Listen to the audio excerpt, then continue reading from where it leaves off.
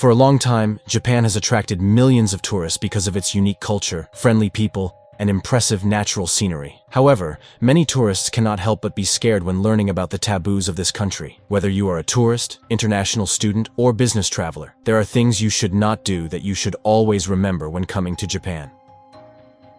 1. No tattoos.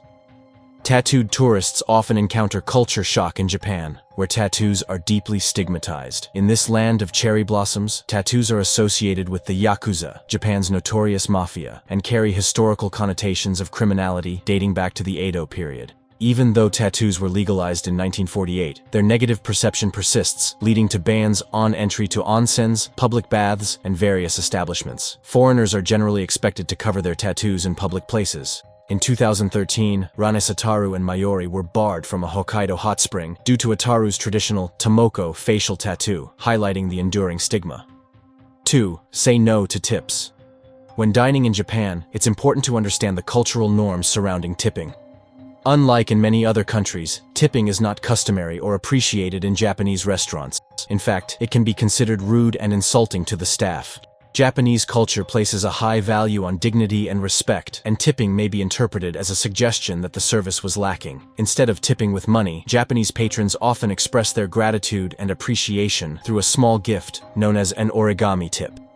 This delicate gesture embodies the sincerity and warmth of Japanese behavioral culture, emphasizing heartfelt appreciation over monetary rewards.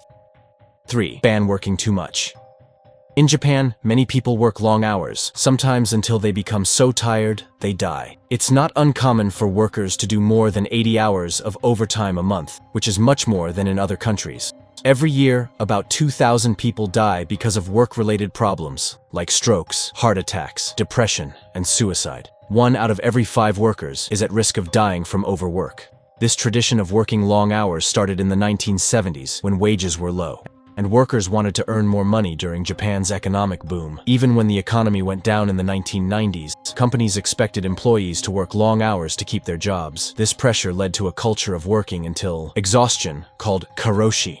Many Japanese workers feel pressured to work overtime to avoid being judged by their bosses. Sadly, some people even think about suicide because of work stress. Japan has the highest number of suicides in the world, and there's a forest called Aokigahara where people sometimes go to end their lives. 4. Women are not allowed to go to sacred lands. In certain parts of Japan, women face restrictions from entering sacred areas due to long-standing beliefs regarding their perceived impurity. Mount Omine, also known as Mountain Sanjo in Nara Prefecture, holds an ancient temple recognized as a UNESCO World Heritage Site since 2004. However, for centuries, women have been forbidden from setting foot on the mountain or entering the temple to prevent the supposed pollution of the environment. Although discrimination has lessened over time, these rules persist at this revered location. Similarly, Oshima Island in Kyushu, renowned for its historical significance, prohibits women from visiting as well. The island imposes strict regulations, including a prohibition on taking anything off the island and requiring men to wash before entering. Women are excluded entirely from stepping foot on the island. 5. Taboo numbers.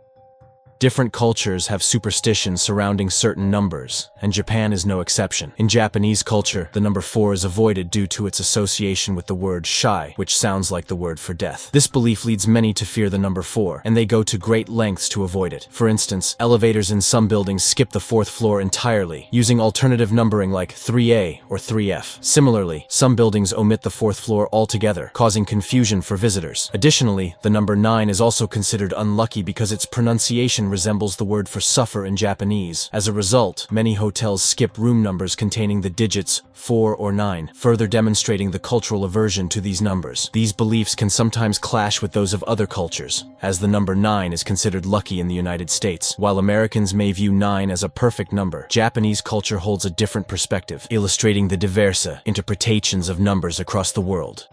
6. Gifts that are forbidden to give. Gift giving is deeply ingrained in Japanese culture, with numerous occasions throughout the year warranting the exchange of gifts. However, along with this tradition comes strict rules about what not to give. Firstly, gifts associated with the numbers 4 and 9 are avoided due to their negative connotations. Additionally, offering a hair comb is discouraged as its Japanese name, kushi, sounds like the word for endurance or suffering. Similarly, items depicting foxes, glassware, and cutlery should be avoided, as they symbolize negative qualities or are believed to bring bad luck in relationships. Flowers such as chrysanthemums and tea flowers, typically used in funeral rituals, should also not be given, as they may be perceived as curses. Violating these customs could result in offense or anger from the recipient, as they may interpret such gifts as ill wishes towards themselves and their families. 7. Don't sit cross-legged. In Japan, sitting cross-legged is considered rude and disrespectful in many situations. While the government doesn't enforce this rule, Japanese culture places a strong emphasis on showing respect to others, especially in public settings or during formal gatherings. Sitting cross-legged can be viewed as impolite because it may cause discomfort or annoyance to those around you. Additionally, some Japanese people associate this sitting posture with cheap prostitutes who use it to attract customers, further adding to the negative perception. Instead of sitting cross-legged, it's advisable to adopt the traditional seiza style, where one sits on their knees, maintaining a neat and respectful posture. 8. Do not give up seats to the elder on the bus. In Japan, there's a paradoxical rule about not giving up seats to the elderly on buses, which might seem puzzling to outsiders. However, this practice is deeply rooted in Japanese cultural norms and societal principles. Public transportation in Japan typically designates priority seating for the elderly, pregnant women, children, and individuals with disabilities. If these seats are occupied, the next person in line must stand, regardless of age or physical condition. While it may appear uncomfortable for a younger person to witness an elderly individual standing, the elderly often prefer to maintain their independence and do not expect special treatment. In Japan, equality is highly valued, meaning that seats are allocated based on arrival time rather than age or physical condition. Consequently, offering one's seat to an elderly person might be perceived as insulting or unnecessary. 9. Smoking outdoors is prohibited. The smoking regulations in Japan have sparked both support and controversy since their implementation in 2018. Aimed at curbing the risks of passive smoking, the law prohibits smoking in public spaces such as schools, hospitals, and government buildings. Entities found permitting smoking face hefty fines, while individuals who violate the law can be fined as well. However, the regulations also allow for designated outdoor smoking areas. Despite the overall benefits of the law, many find it perplexing that smoking is still permitted in crowded establishments like restaurants and hotels. This exemption causes discomfort for many Japanese citizens, as they contend with the effects of secondhand smoke in enclosed spaces. Japanese believe that outdoor smoking areas would help alleviate the concentration of cigarette smoke in enclosed spaces, contributing to a healthier environment overall. 10. Avoid touching. Respecting personal space is paramount in Japanese culture, where touching others without their consent is considered impolite. Even gestures like shaking hands are generally avoided, as Japanese people find them inappropriate. Instead, they express politeness and respect through bowing, often at a 90-degree angle. A deep bow is particularly appropriate when greeting someone of higher status or an elderly individual, signifying reverence. Public displays of affection, including kissing, are also discouraged in Japan. Historically, kissing in public was even punishable by imprisonment before 1945. Although kissing in public is no longer illegal, cultural norms continue to shape behavior, emphasizing restraint and respect when expressing affection in public spaces. 11. Do not dirty the rice. In Japan, dining etiquette is highly esteemed, with unspoken rules governing even seemingly mundane practices. One such custom involves the serving and consumption of rice, a staple food in Japanese cuisine. While it may seem trivial, the way in which food is placed on rice can be a subject of scrutiny. In Japanese dining culture, there's a debate about whether it's appropriate to put food directly onto rice before eating. Advocates of this practice argue that it enhances the dining experience by allowing the flavors to meld together. However, opponents contend that placing food on rice can soil it and diminish the individual flavors of each dish. Most Japanese people prefer to avoid this practice, as they believe it detracts from the purity and taste of the rice. 12. Do not wear shoes into the house.